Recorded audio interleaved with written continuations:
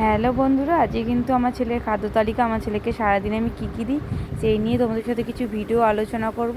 আমি কিন্তু রোজ দিন ওকে একই রকম খাবার দিই না, একটু ঘুরিয়ে ফিরিয়ে দিই।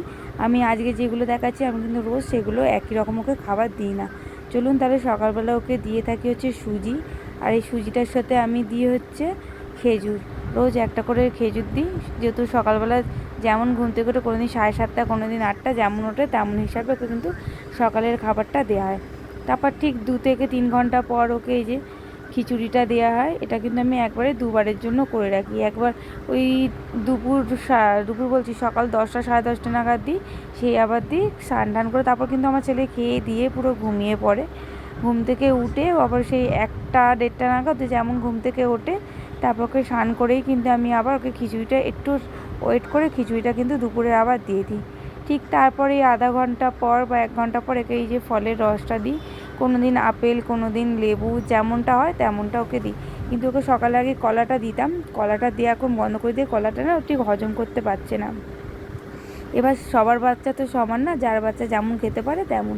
তারপরে এই যে এখানে ওকে লেবুর রসটা দিয়েছি, তার আগে কিন্তু লেবুটাকে একটু দেখে নিতে হবে টক কিনা। খুব টক হলে কিন্তু আমি আমার ছেলেকে দিই না। আবার কি করি, নয় আপেল সিদ্ধ নয় কিছু ওকে দিয়ে দিই। লেবুটা আর আপেল সিদ্ধটাই ওকে এখন দিচ্ছি, আর তেমনভাবে ওকে তেমন কিছু দেওয়া হচ্ছে না।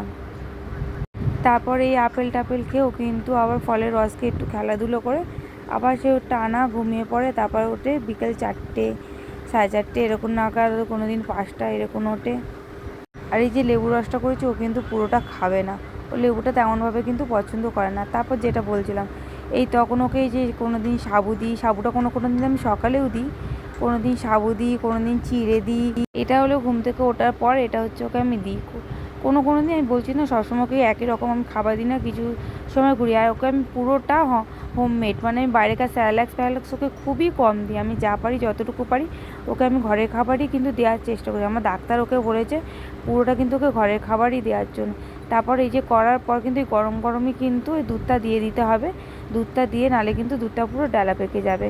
তারপরে ওই সন্ধ্যে 7টা 8টা নাগাদ ওকে কী করি, একটু দুধ কর্নফ্লেক্স দিই বা নানান রকম যে খাবার দিই ওকে 2-2.5 ঘন্টা পর পরই কিন্তু আমি খাওয়াই। তারপর এটা হচ্ছে রাতের খাবার, ও কিন্তু সুজিটাই খায়, সুজিটাও কিন্তু বেশি পছন্দ করে।